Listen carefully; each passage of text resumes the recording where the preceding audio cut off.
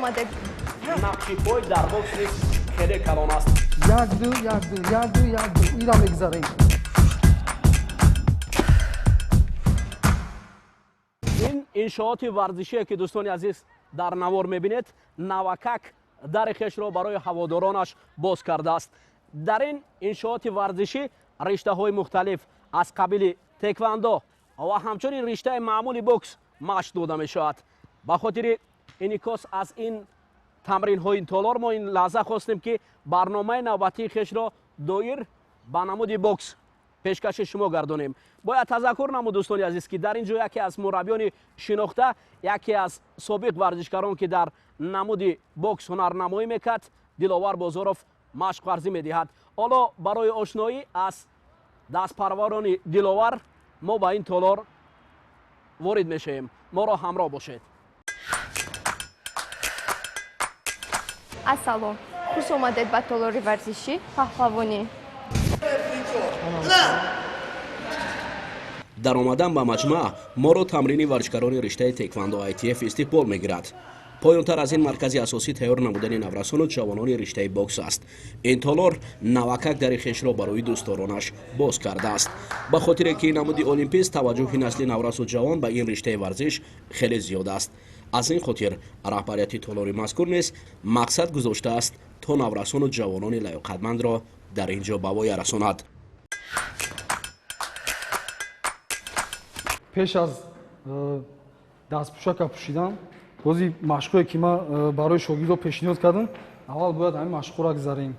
مقصد برای پوشیدن دستپوشک رو اجازه نیست. ممکن نیست. ولی دلاور بازاروف است. یک بار دیگر برای شما معرفی میکنیم. و این تالار تایگر میگویند یا تالار پلنگ است. با قول دیگر که در اینجا همین نورسان و جوانانی که به مثل پلنگ در همین تالار خفتند و به خاطر بالافشانی کشور.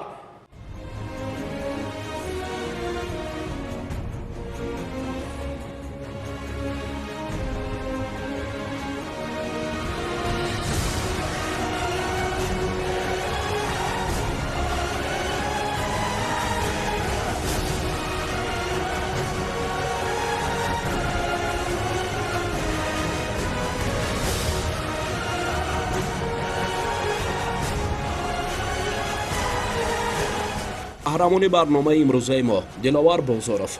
دلاور دستپرور مکتب بوکسی تاجیکستان بوده در وزن سبک در حیات تیم کشور برآمد میکرد. غالب مسابقه های شهری، جمهوریوی و مسابقه های گشاده عمومی روسیایی است. هرچند او به نتیجه های بلند ورزشی نرسیده باشد هم، اما تاج‌های مقامی معین شده را کسب کرده است. مهم از همه برای تربیت نسل نورس و جوان حالا به حیث مربی کار را به پیش میبرد. با طور گیومتری کشیدن خطهای روی فرش دقت ما را هم جلب کرد تا به دنیای بوکس وارد شویم. وظیفه تو هر یک خانواده پود میدونه، فهمیدی؟ کار میکنی. پود این طرف. وظیفه تو پرویز. همین کارا میکنی. نوگی پوقتی. وظیفه تو ابو. اول یک پود بعد پای دیوم. همین 4 اوگلدا میبروی.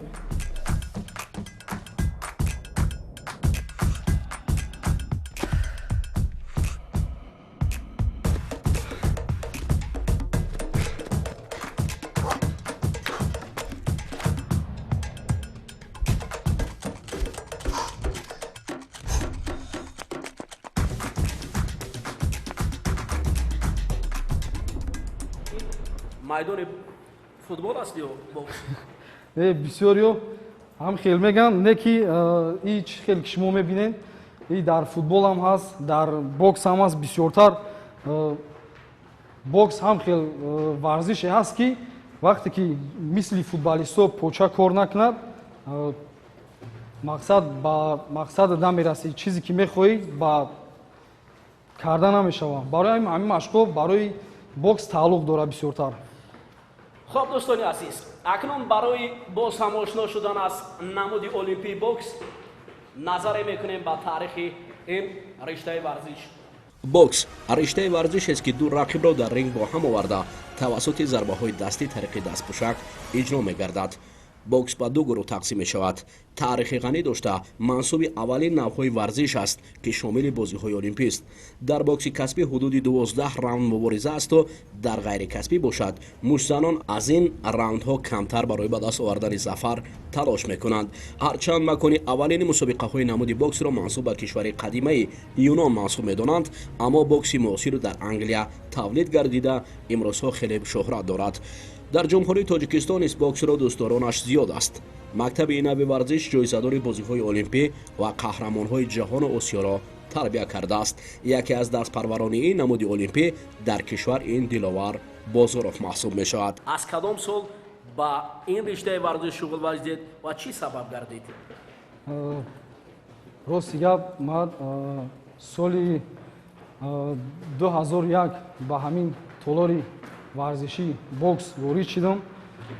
аввал ман рости гап тамошо омада будам. баъди тамошо кардан ба худам хулоса баровардам ки мақсад варзиши интихоб кардаи ман ҳамин аст. шикеле ки ҳамун якум рӯз ҳавас шавқ пайдо кардам. бисёртар баъди аз толори варзиши бокс берун кишидам.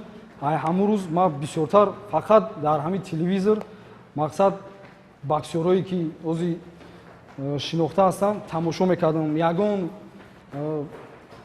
мақсад мусобиқаҳое ки бокс мешид ман нодида намемондам. ҳатто оста оста ҳам хел ишқ пайдо кардам, ҳавас пайдо кардам ки ҳатто вақте ки ягон барнома мерафт дар телевизор, падари ман модари ман вақте ки бокс сар мешид маро файрод мекарданд ки бокс сар шид.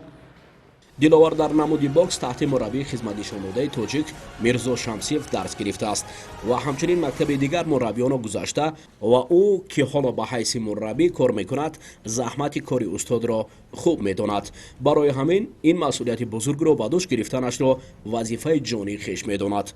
соли 2001 бокса ман сар кардам. яке аз мураббиёи шинохтаи ҷаҳонам бигем хато намекунем шамсиев мирзо каримович буд. боварӣ дорам то ҳоло то ҳозир то ҳамин рӯз мисли шамсиев мирзо каримович мактаби школае ки боксе ки чӣ хеле ки мо машқ тамрин мекардем ун хел нест. рости гапа гум бисёр чемпионо бисёр қаҳрамоно ай ҳамун зал биромаданд. барои чӣ? барои чӣ ки мактабаш хуб аст. ана мактаби Майк Тайсон чӣ хеле ки шумо мебинед вай тамоман школашон дигае ва ё мақсад дига хелам. тамошои муҳорибаҳои боксёрони ҷаҳон барои диловар хеле хуш омадааст. махсусан тамринҳои Майк Тайсонро тарафдорӣ ва пайравӣ мекард. майк Тайсон муштаре ки дар таърихи бокс ҷавонтарин нафарест аз рӯи натиҷаҳои баландаш унвони қаҳрамони ҷаҳони ин намуди варзишро касб кардааст. давомно ки рақобатҳои Майк Тайсон хеле кӯтоҳ пушти сар мешуданд. ин кори Тайсон барои диловар писанд омадааст. инам ҳам хел ҳар як углда фронталин стойка ҳамин чизора бозӣ мекунем. инҷада метонем зарба хуш кунем. ин маънеро надора ки фақат як тараф ҳам ки куржок топ хӯрдан. ин ҳар тараф бозӣ мекунем. ҳамин мақсад ёд гирифтан дар кор, одат кардан дар кор. толори мазкур навакак ба таври муосир тамрин гардида дорои ренги хурду мувофиқ аст.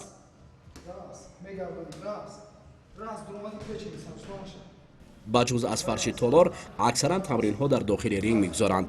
ба қавле рингро эҳсос кардан барои муштзан воситаи асосиест то дар шоҳроҳи бокс ворид шуданро мемонад.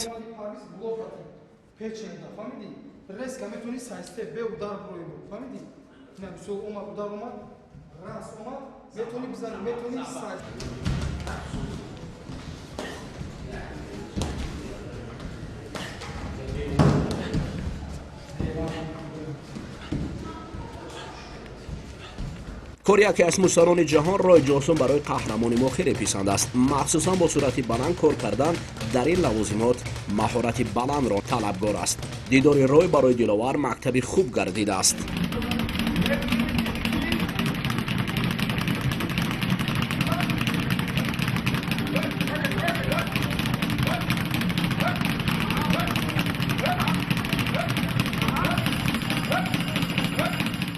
با جز از تالاری بوکس راهروها برای دویدن و بدنسازی و دیگر لوازمات نیز نقشی کلان دارد.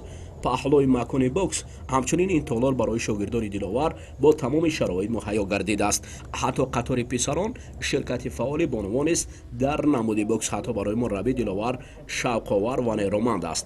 аммо барои бадансозӣ мураббии дигарест дар толор кор мебарад ки ӯ дар ин ҷода кӯмакрасони диловар аст. ҳамаи намуде ки варзиш гӯштин бошад, теквондо бошад, карате бошад, ҳамаш ин намуди варзиш машқи тамрин мегиранд. намуде аст ки намуди физика меган, одамро қувваташ зиёдтар мекунад, барои тамрин омода мешавад. албатта ба ин намуди варзиш машғул мешавад. барои мушакҳои сари шона, бозу, барои удар кор кардан ин чизо дар кор аст ки сари шонаҳо кор мекунад. маҷмӯи тамринҳо ҳатто ҳафзи шиноварӣ ва шароитҳои муосири машқ барои шогирдон диловарро ба ояндаи равшан роҳнамуд кардааст. охир замоне ки ӯ хур буд, чунин маконҳои дилрабо ва шароити сатҳи баланд мавҷуд набуд то баъди тамрин онҳо роҳат баранд. имрӯз бошад диловар бо шогирдонаш аз самараи даврони соҳибистиқлолӣ ва ободкориҳои пойтахти кишвар истифода бурда ба хотири болафшонии парчами кишвар ва ҳимояи марзубуми он камар бастаанд. фақат муборизи роҳи зафаранд.